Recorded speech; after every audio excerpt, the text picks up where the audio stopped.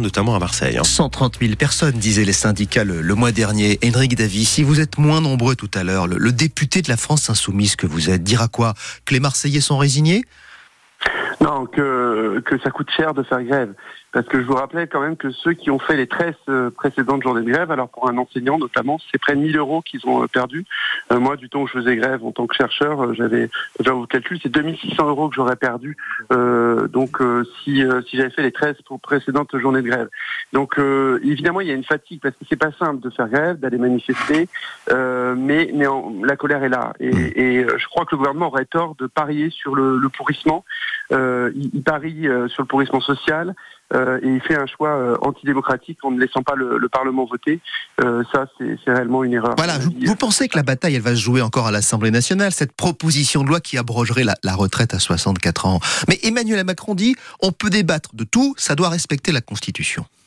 Alors là, c'est complètement incompréhensible. En plus, c'est quasiment hawaïen parce que ça respecte la Constitution. Les propositions de loi qui sont faites par l'opposition, comme d'ailleurs par la majorité, souvent coûtent de l'argent. Enfin, c'est pas nouveau. Donc l'article 40 n'a jamais été utilisé dans l'histoire de la Constitution pour empêcher une proposition de loi de l'opposition, mais bien pour empêcher un amendement à une proposition de loi. Et ça, on le comprend un peu, même si on peut en discuter. C'est-à-dire que quand vous avez une proposition de loi qui coûte, 20 milliards, si un des amendements coûte 20 milliards, on comprend qu'il y a un article pour empêcher ça. Mais là, on ne parle pas d'un amendement, on parle d'une proposition de loi.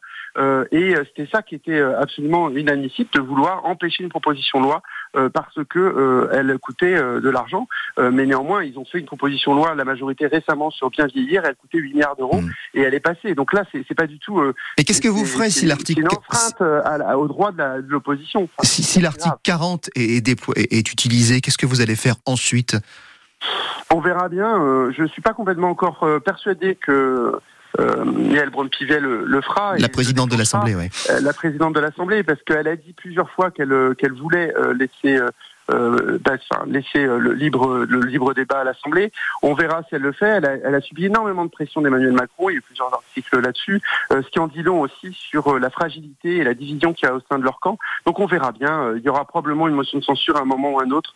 Et il y a un jour, la motion de censure va finir par passer parce que les députés, y compris les députés certainement de LR, commencent à en avoir assez en fait que les droits du Parlement soient bafoués. Mais vous êtes sûr que les Français sont pas passés à autre chose? Regardez, même Emmanuel Macron voit sa cote de popularité qui rebondit un peu. En tout cas, elle ne baisse plus.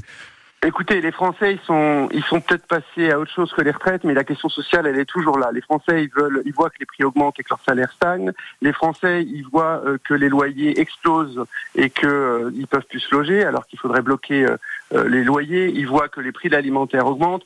Bref, tout ce qu'on propose sur l'augmentation des salaires, et notamment leur indexation sur l'inflation et sur le blocage des prix, je pense, parlent aux Français. Et la question des retraites était éminemment liée à ça, parce qu'en réalité, ce qui va se passer, c'est que la plupart des personnes qui vont arriver à la retraite vont avoir des pensions diminuées puisque ils auront plus de décotes, et c'est surtout ça en fait. Ouais.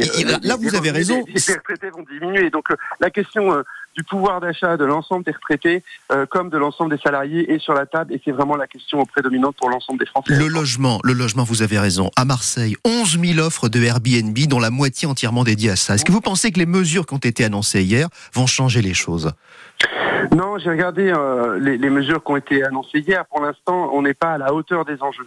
À la hauteur des enjeux, il faut vraiment muscler notre construction de logements sociaux. Alors, c'est pas qu'à Marseille, c'est un peu partout qu'il faut le faire, parce qu'on comprend bien que plus il y a de logements sociaux, plus en fait ça fait baisser la pression entre l'offre et la demande sur les logements normaux, et donc plus les prix baissent. Et donc il faut casser en fait la spirale inflationniste qui est à Marseille, dans les quartiers là, Chartreux.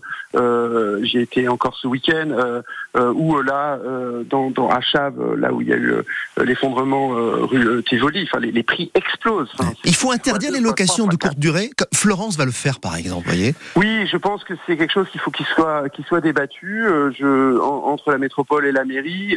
Faut pas l'interdire forcément partout, mais en tout cas, faut la réglementer très fortement. Moi, j'ai discuté avec des habitants de Vauban récemment qui me disaient que sur leur quartier, ils avaient vu le quartier complètement complètement changé. Et c'est un problème pour les commerçants, parce que les touristes, ils sont là une partie de l'année et ils ne font pas vivre les commerces toute l'année. Donc je pense qu'il faut pas aller vers cette économie, en tout cas pour Marseille, ce serait grave, d'aller vers une économie du tourisme extrêmement précaire, parce que le moindre problème, de toute façon, les touristes ne viennent plus, et qui en plus donc préempte les logements qui seraient mieux pour les Marseillais et les Marseillaises. Merci Henrik Davy, député de la France Insoumise des Bouches-du-Rhône. Et tous dans la rue aujourd'hui, bien sûr. Mais si vous le dites, merci.